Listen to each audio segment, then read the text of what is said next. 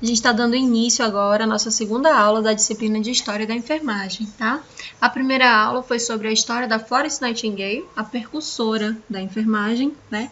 E essa segunda aula é sobre o período que antecede, porque a gente percebeu que a Florence ela chegou com um divisor de águas, ela chegou trazendo a enfermagem moderna, trazendo essa instituição enfermagem para essa profissão que a gente conhece hoje, né? Trouxe esse quesito. Esse aqui é só pequenininho que pega. O microfone tá ligado, Antônio? Então, ela traz aí esse divisor de águas, né? Esse período que antecede Florence Nightingale, a enfermagem era vista de uma forma. O período pós-Florence Nightingale, ou seja, a enfermagem moderna, é a enfermagem que nós conhecemos hoje. Então, olha só, tem uma fala aqui, uma frase da Florence, que ela simplesmente resume a enfermagem ao que ela é, né? A enfermagem é uma arte. Quem domina essa arte é a enfermagem, a arte do cuidar. Então, essa questão do cuidado, né, faz parte da nossa metodologia, da nossa prática clínica e da nossa parte de ensino e pesquisa. Então, a enfermagem trabalha com terapia do cuidado. E isso é uma arte, né? E é uma arte de devoção exclusiva que exerce um preparo, é necessário um preparo rígido, né? Tal qual a tela de um pintor ou a obra de qualquer escultor, né? Sendo que, para Florence Nightingale, a nossa tela ou a nossa escultura é o corpo humano. E o corpo humano é um templo para o Espírito de Deus. Então, é uma profissão devocional e é uma profissão, acima de tudo, científica, que exige uma postura rigorosa daqueles que desejam e almejam, né, exercitar a enfermagem. É por isso que vocês vão observar que no momento dos estágios, quando vocês adentram, né, as unidades, nós, preceptores, exigimos uma postura de vocês. É inadmissível alguns comportamentos, né, de quem está ingressando no serviço. Aí você fala, mas eu não vejo isso nas unidades, não. Enquanto você não tem o Corém, é o meu Corém que responde por você. Então, eu vou cuidar para que você não cometa nenhuma imprudência, negligência, imperícia ou tenha algum comportamento que vá de encontro àquilo que a enfermagem acredita. Então, eu exijo isso de você. A partir do momento que você tem Corém, né, entende-se que você domina todo aquele conselho de ética e que a partir daí você é responsável pelas suas atitudes e as suas ações e cabe ao conselho julgar isso. Mas enquanto aluno, a gente tem uma postura, né? Tem as regras da instituição e tem as regras do nosso conselho de classe. Então, vocês ficam aí sobre o julgo de dois conselhos que são extremamente rígidos e, consequentemente, impiedosos, né? A gente sempre fala que enfermagem é um quartel. Eu lembro que uma vez eu fui para a instituição e era exigido, né, para as meninas, principalmente as mulheres, que a roupa de baixo fosse padrão. Então, no primeiro dia de aula já foi colocado que a roupa de baixo para aluna e enfermeira seria a cor chocolate ou a cor nude. Então, não seria permitido branco, vermelho, preto, nenhuma dessas cores. Seriam somente essas duas cores na paleta. E aí, uma menina foi com uma lingerie, um sutiã que tinha uns bichinhos, assim, meio colorido. De longe dava para ver na blusa. E ela voltou para casa. Uma outra que foi mostrando os ombros, voltou para casa. A outra que mostrava o desenho da calcinha, voltou para casa, né? Então, é assim, tem essa questão da hierarquia, né? Tem essa questão do perfil rigoroso. Teve um tempo, em meados de 2014, que apareceu uma mulher dizendo, né, a legenda da foto, logo que surgiu essa questão do Facebook, Instagram, aquela coisa toda. E aí apareceu o bumbum dela com uma calcinha fio dental vermelha, de costas, né, com touca, roupinha branca e o jaleco suspenso para poder mostrar, né, toda a protuberância das nádegas dela. E aí falaram que era uma enfermeira da UPA. Gente, isso deu um para acertar, porque foram atrás de saber quem realmente era, porque se a pessoa está dentro de uma unidade e faz uma foto daquela, nunca acharam o indivíduo, depois ficou comprovado que a foto era uma montagem, que tinha acontecido uma situação similar em São Paulo, e aí as pessoas tiveram esse poder de inventar esse tipo de coisa. Mas assim, a pessoa seria caçada, caso isso fosse verdade. Não, porque nós temos um perfil, nós temos uma prática, um exercício profissional a zelar. A gente já viu na aula da Florence Nightingale o porquê que nasceu essa questão da desvalorização com relação à mulher enfermeira e com relação ao homem enfermeiro, né? Surge desse perfil, desse nascimento, né, da profissão, porque eram mulheres o quê? Mulheres excluídas, como a gente já viu da sociedade. Então, até hoje, esse mal ver, né, da população no geral, a gente carrega, enquanto enfermeiro, principalmente as mulheres, até hoje, né? Isso mesmo depois da Revolução Industrial, mesmo depois da Era Vitoriana, mesmo depois de tudo que a gente já enfrentou e mesmo estando no século XXI, ainda enfrentamos esse tipo de preconceito devido, né, à raiz da nossa profissão. Então vamos lá, né? Antes de Florence Nightingale, lá no período pré-cristão, a gente vai lá no início, nos primórdios. Todos os enfermos, eles eram responsabilidade das suas genitoras, né, das suas mães, ou das suas esposas, que consequentemente também eram mães, né? Então, quem tomava conta, né, dos enfermos, das crianças e dos idosos eram essas mulheres, as mães, né, e as mães de outras mães. Então, era sempre assim, cuidado destinado, né, essas pessoas eram das mulheres. E as mulheres, elas tinham essa obrigatoriedade do saber cuidar. Então, era algo que já fazia parte da rotina delas, da rotina das mães, das mulheres, de toda e qualquer população daquele momento. O tratamento, como que era feito, né? Era realizado na casa do doente. Então, a gente não ouvia falar em hospital.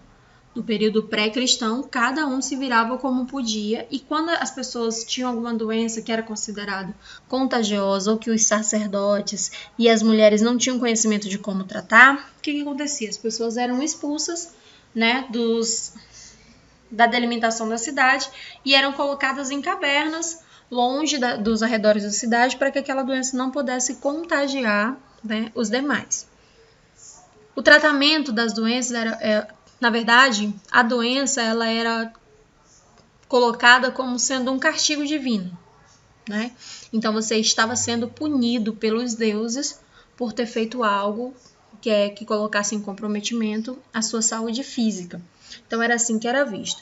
E as pessoas buscavam ajudas em quem? Buscavam ajudas nos sacerdotes e nos feiticeiros. Quem eram os feiticeiros? Os feiticeiros eram aqueles que detinham o conhecimento das plantas, ou seja, o conhecimento empírico. A Inquisição matou inúmeras mulheres exatamente por isso, porque elas detinham o conhecimento das terapias, das práticas naturais, né, os conhecimentos da natureza, e que curavam as pessoas. Então, eram consideradas bruxas ou feiticeiras. Como que era feito o tratamento? Era utilizado massagem, banho de água fria ou água quente, purgativo, substâncias provocadoras de náuseas, né? E o uso de plantas medicinais, que até aquele momento pouquíssimas pessoas detinham conhecimento das propriedades, né? E quando elas conheciam as propriedades, era mais ou menos assim. Essa daqui é veneno, essa daqui serve para isso, essa daqui serve para aquilo. Então não era um conhecimento afinco, né? Um conhecimento a fundo sobre as propriedades medicinais de cada planta. Aqui no Brasil, antes de ser invadido pelos europeus, quem tratava, né, a população eram os pajés, então eles detinham conhecimento da natureza.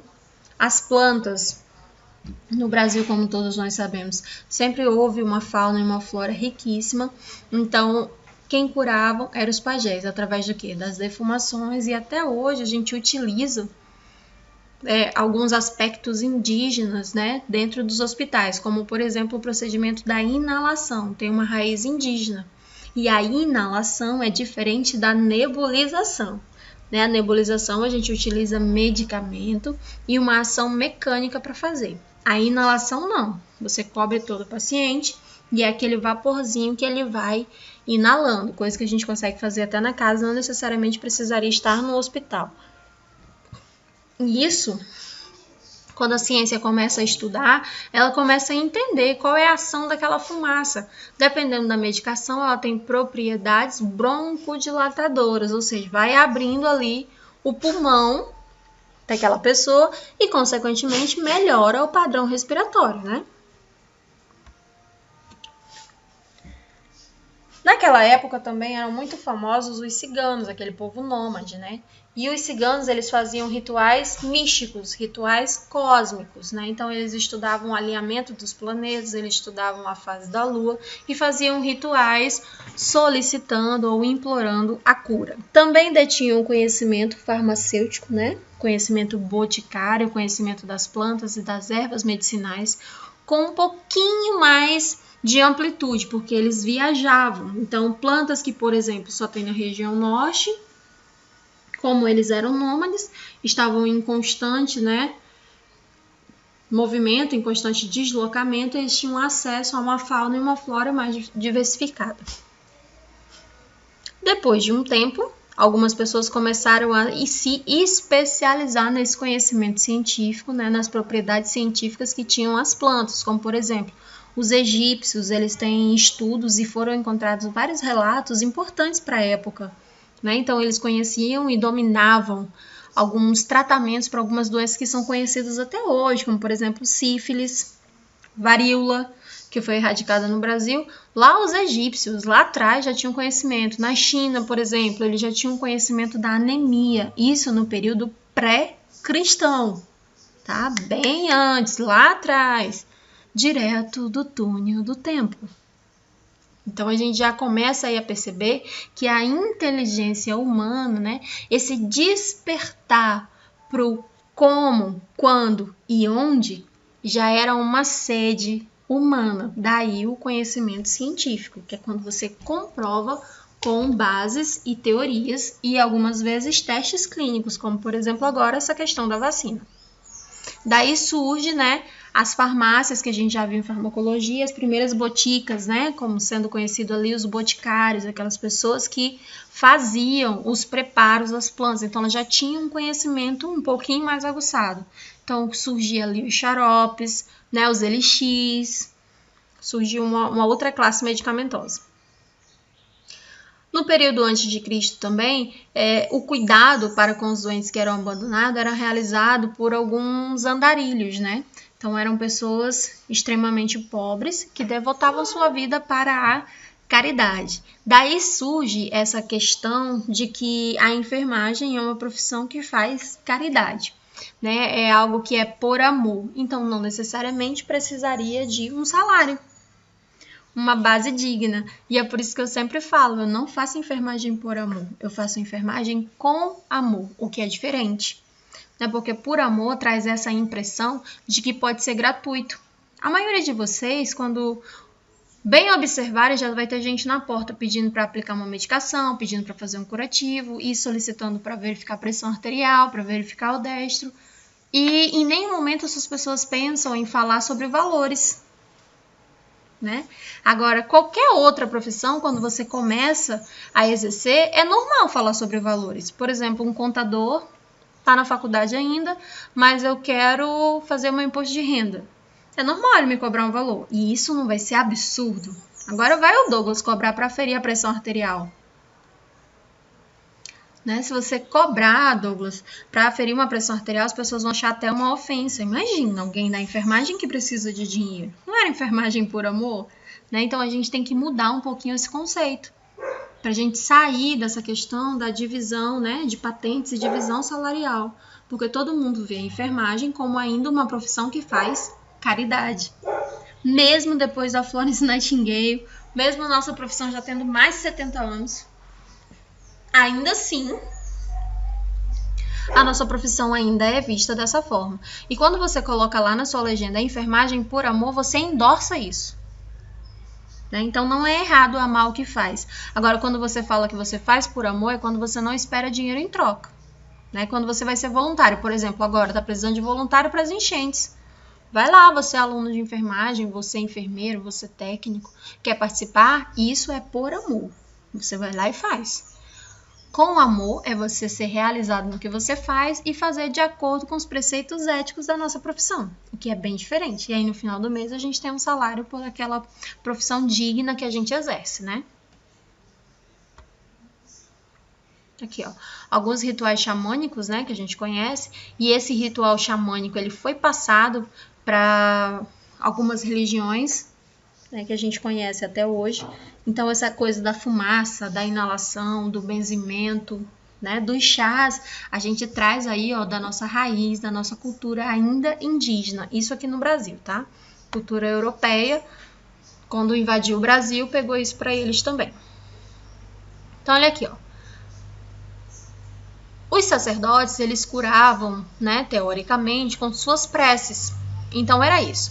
E quem sabia algo mais, quem prestava um cuidado maior do que as preces, era considerado um feiticeiro. Daí toda aquela questão da Inquisição que a gente conhece bem, né? Então eles faziam o quê? Eles benziam aquelas pessoas e quando chegavam numa casa e observavam que aquela pessoa estava numa situação crítica de saúde, eles faziam a extremação e só assistiam, né? Era uma morte assistida. Então, teoricamente, a pessoa morria à míngua. Porém, estava salvo porque um sacerdote a visitou. Então, vamos lá. Prática de saúde que eram mágicas sacerdotais, vem aí no alvorecer da ciência. A gente tem no topo da pirâmide os egípcios, né? Então, eles já encontraram, os estudiosos encontram ali documentos antigos em que os egípcios já tratavam os seus doentes com o uso de algumas porções medicamentosas e que eles detinham o conhecimento das plantas e que essas plantas eram prescritas pelos médicos e também por sacerdotes. Lá no Egito, né, além de médico, ele precisava ser sacerdote. Então, esse conhecimento teológico é associado ao conhecimento científico. Só que, aliás, eles ainda estavam numa busca, né? Como fazer ciência, como cuidar das pessoas, né? E tudo que era encontrado era deixado em relatos. Então, a importância do cuidado que os egípcios tinham com o corpo pós-morte, por exemplo, é estudado até hoje, né? Então, a ideia de alguma vertente da ciência é que eles mumificavam para conseguir estudar por mais tempo. E de acordo com o perfil, né, de acordo com o grau hierárquico que aquele corpo, que aquela pessoa ocupou na sociedade, ela tinha um processo de mumificação diferenciado. Então, eles já trabalhavam aí, ó, com os egípcios, já trabalhavam com éter, já trabalhavam com formol, né? E tantas outras propriedades que o mundo tomou conhecimento muitos anos depois. Lá nos egípcios, ciência e religião andavam de mãos dadas, porque somente os sacerdotes detinham o conhecimento científico. Na Índia, traz essa vertente da caridade. Os indianos trouxeram essa vertente da caridade para a gente. Então, eles começaram a estudar e começaram a separar os seus doentes. Então, surge aí esse conceito de hospital, surgiu na Índia, essa separação. Tem o escritor do Charaka, né, que ele traz o conhecimento da droga, a inteligência, a dedicação e a pureza do corpo e do espírito. Então, os hindus acreditavam que se você estava doente, o seu espírito estava doente, né? Corpo físico e corpo espiritual eram um só.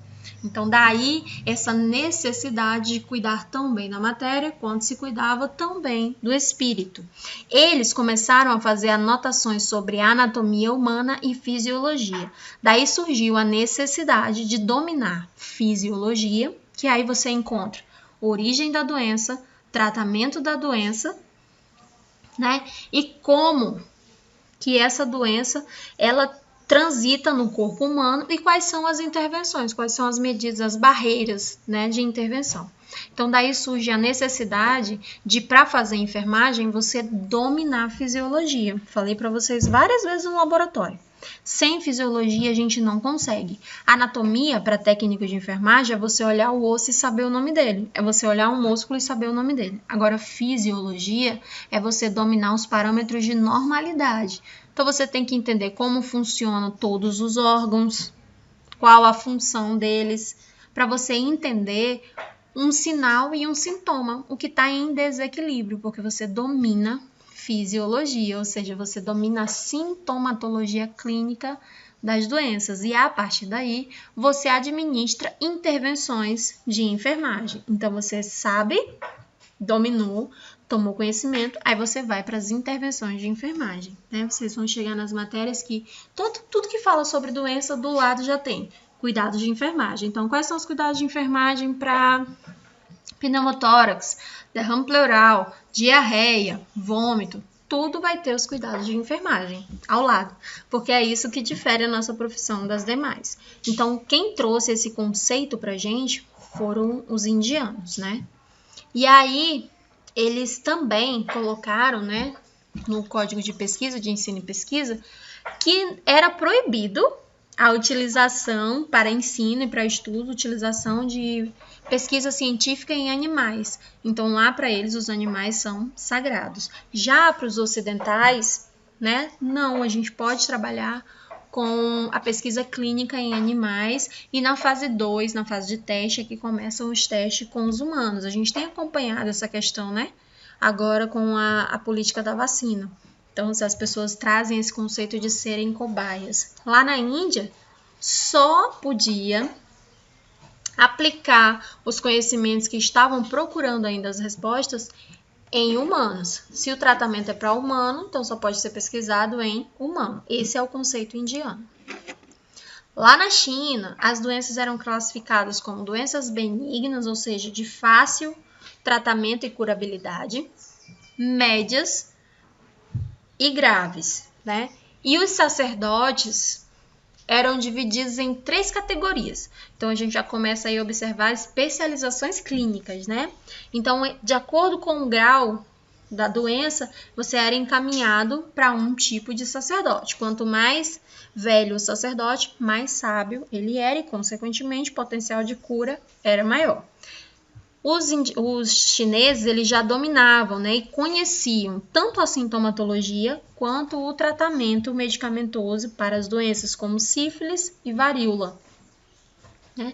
Eles conheciam alguns procedimentos cirúrgicos, já os de pequeno porte, os chineses já dominavam, e eles conheciam também alguns tratamentos, como por exemplo para anemia. Eles já dominavam o conhecimento para anemia, numa época em que a gente não ouviu falar ainda nem em estrutura celular.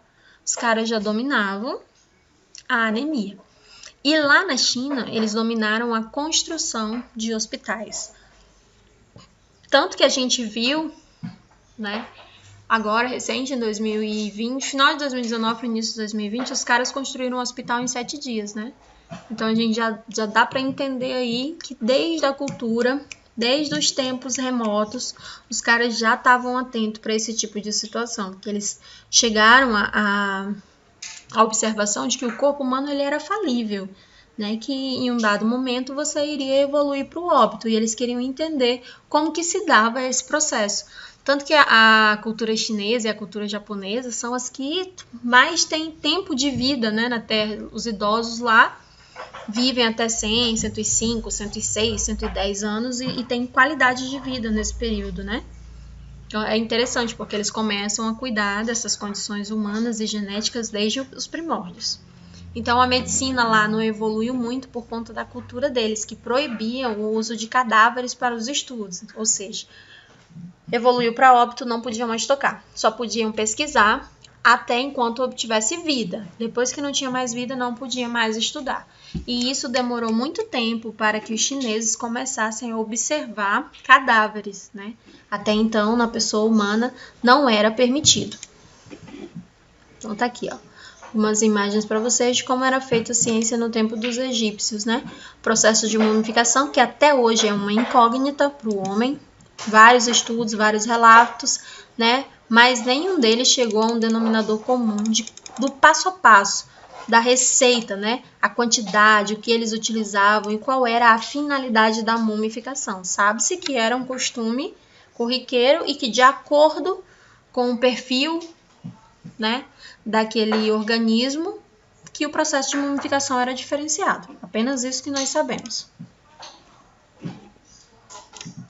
Então, aquela questão cósmica, né, que era estudado também por eles, a intervenção cósmica, a intervenção dos movimentos planetários, como que isso atingia o movimento de translação, de rotação. Então, já tinha essa pesquisa universal e eles queriam colocar essa questão do espaço fazendo correlação com as doenças. Então, é a questão climática, né, que a gente observa. Por exemplo, quem é asmático, quando muda o clima, quem tem sinusite, quem tem rinite.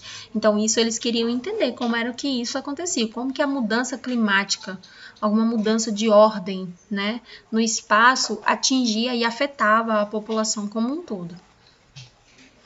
Que é a imagem do tratamento hindu. E aí, olha só, a prática de saúde nos tempos medievais e no período cristão, né? Como que foi feito? Continuou com essa questão da lei da caridade. Então, a pessoa devotava a sua vida para tratar as pessoas que necessitavam, os doentes, os pobres, os menos favorecidos. Os cuidados eram exercidos pelos religiosos. Quem eram eles? Os diáconos e as diaconisas. Então, as pessoas eram colocadas em ambientes da igreja e essas pessoas que cuidavam pela questão da caridade, de fazer a caridade. Nesse mesmo período ocorria a perseguição aos cristãos, né? Então era muito comum que os doentes fossem cristãos. Aí, depois de um tempo, veio o Edito de Milão.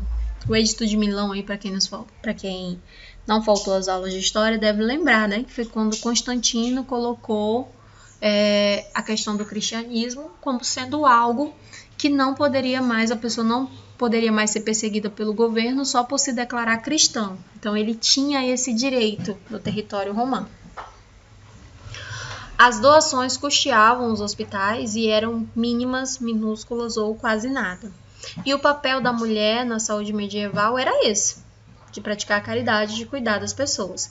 Então, ocorria aí o movimento das cruzadas e em 1347 ocorrera a epidemia europeia conhecida como a peste negra, né?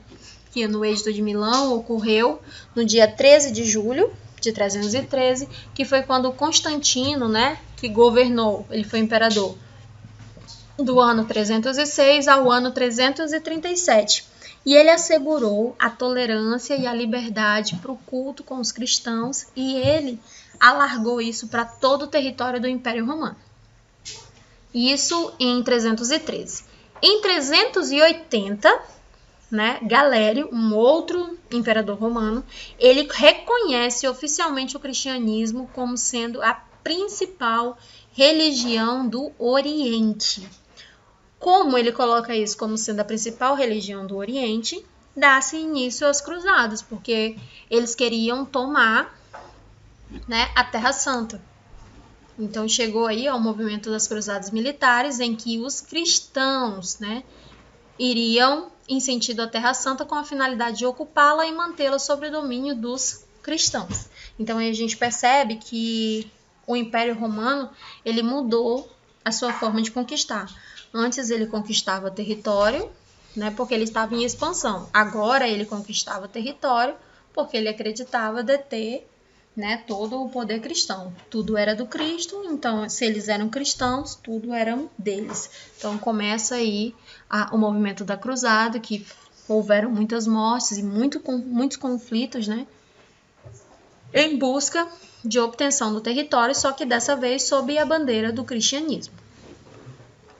Já no século VII surgiu no Oriente Médio uma outra religião monoteísta, né, que conquistaria muitos adeptos com o passar dos séculos, que foi o islamismo, difundido através do profeta Maomé, e o seu crescimento criaria grandes embates com o cristianismo, cujo, até hoje, nós sabemos que toda a região da Palestina e de Jerusalém vive em constante conflito, né? Tem conflito com os cristãos, conflito com os islamismos, conflito de governo, conflito de religião, conflito de interesses até hoje, né? Desde as cruzadas, lá no ano de 1380, lá no ano de 380 depois de Cristo, até o presente momento. Se a gente ligar, a gente sabe que a Palestina está em guerra, né, há muito tempo. Então, a cidade de Jerusalém é o principal local sagrado para essas duas religiões, né? Por isso, essa questão do querer dominar, né? A Palestina requer essa região por conta de interesses religiosos do islamismo, e o Ocidente quer essa região por ser a Terra Santa, por ser a terra onde Jesus nasceu, né? Então, até hoje, gera esse conflito e essas causas de instabilidade lá no Oriente Médio que percorre, né, todo o planeta por conta desses conflitos e desses interesses. Então, assim, o movimento da Cruzada foi quando o Império Romano saiu, né, de todo o seu território para conquistar mais territórios até chegar à Palestina e tomar Jerusalém. Então, a epidemia europeia, né, ocorrer aí já nos anos de 1700, né, que foi quando a peste negra ou a peste bubônica, ela chega sendo trazida pela pulga do rato e ela dissemina a população europeia. 1/3 da população europeia morreu. O que ocorrera era que a população não sabia de onde estava vindo a doença, eles não tinham conhecimento. Naquele período, não se falava em saneamento básico, as pessoas não conheciam condições básicas de higiene. Então, o transporte era feito por navios, né? A gente conhece bem essa parte. E os portos eram muito bem frequentados pelos ratos, assim como pelas pessoas. Então, a pulga do rato começou a infectar, transportar uma bactéria que era altamente nociva à pele. E como a pele é o maior órgão do corpo humano, ali a pessoa perdia a barreira de proteção, né? Que a nossa pele protege contra vírus, fungos e bactérias. Com a integridade da pele prejudicada, a bactéria migrava a corrente sanguínea e ocasionava uma infecção generalizada. As placas que apareciam na pele eram pretas e, como é uma infecção bacteriana, a gente já sabe os sinais e sintomas, né? Febre alta, convulsão, infecção purulenta, dor, rubor e calor. Porém, naquele tempo, não detinham os conhecimentos necessários, né? Qual era o agente causador para, em consequência disso, iniciar um tratamento mais efetivo, resultando aí na dizimação da população europeia e um grande período de fome e de instabilidade, o que obrigou os europeus a saírem, né, dos seus portos de navio em busca de novas terras, e nós brasileiros sabemos bem onde isso vai dar. Olha aqui, ó, as péssimas condições de higiene das cidades medievais daquela época, né, conseguiu construir um ambiente propício para a promulgação entre as pessoas. Então, os lixos e excrementos pelas ruas, né, além de as habitações serem muito pequenas e com muitas pessoas, as famílias eram muito grandes. Isso facilitou a reprodução dos ratos e o contato das pessoas com as pulgas, o que disseminou a doença muito rápido. Então, por isso essa preocupação agora com relação ao Covid-19, que estavam sendo também comparado à peste negra, né? Porque é uma doença que você não conhece o inimigo, o agente causador, a gente já chegou a um denominador comum, mas nós ainda não conhecemos muito sobre a sintomatologia, né? Já ocorreu aí uma variação do vírus e aí a ciência volta à estaca zero. Então, naquele tempo lá atrás, sem os recursos que nós temos hoje, ficou muito mais difícil para a população europeia se livrar e também através de seus hábitos de higiene. Uma imagem de como eram as ruas, né? Tem alguns relatos apontados em alguns filmes de pesquisas que foram feitas à época, né, que contam que as pessoas, os corpos, eram jogados no meio da rua e que somente quem tinha coragem era que se livrava dos mortos. Então faziam o processo do enterro ou o processo de cremação. Então eles começaram a atear fogos nos seus mortos e nos portos, né? Queimavam navios inteiros. Se tivesse uma pessoa infectada, o navio atracasse, e uma pessoa tivesse infectada, ou ela era jogada no mar, ou o navio inteiro era incendiado, e aquelas pessoas ficavam em observação, não poderiam entrar na cidade por um bom tempo. até que se comprovasse que ninguém mais do navio iria desenvolver a doença e, consequentemente, trazer a doença para aquele porto.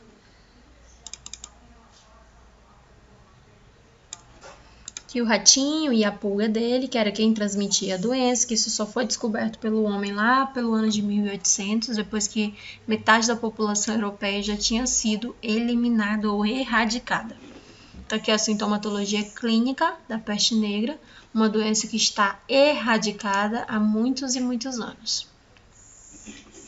As práticas de saúde moderna, né, elas começam a ocorrer no ano de 1760, com a Revolução Industrial, que é quando começa aí a preocupação, né, dos gestores e governadores, que é quando as pessoas começam a sair do campo e migram para a cidade, próximo dos empregos, né, onde tinha emprego, onde tinha indústrias. E essas indústrias, né, ofereciam emprego, mas em condições insalubres. Então, assim, quanto mais jovem a pessoa, mais tempo ela aguentava. Então, os idosos ficavam em casa e as mulheres que eram frágeis também ficavam em casa. E aí a gente já começa a imaginar aquele ambiente de favela ou aquele ambiente de Marrakech, né? Que é aquele monte de casa grudadinho uma na outra, tudo muito em cima, famílias muito numerosas, sem as condições de saneamento básico, e a gente já sabe no que isso vai dar. Então, a proliferação de várias outras doenças começaram a ocorrer devido à falta de higiene do grupo populacional e à falta de condições habitacionais, né? Já no século XIX aqui, começou a surgir a era vitoriana, né?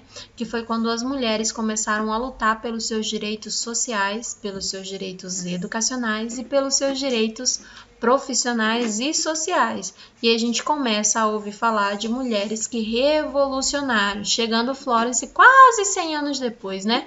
Lá no ano de 1800, lá na Guerra da Crimeia, onde ela começa a implantar a teoria e conseguiu instaurar uma nova profissão em que fosse servida apenas por mulheres desacreditadas da sociedade.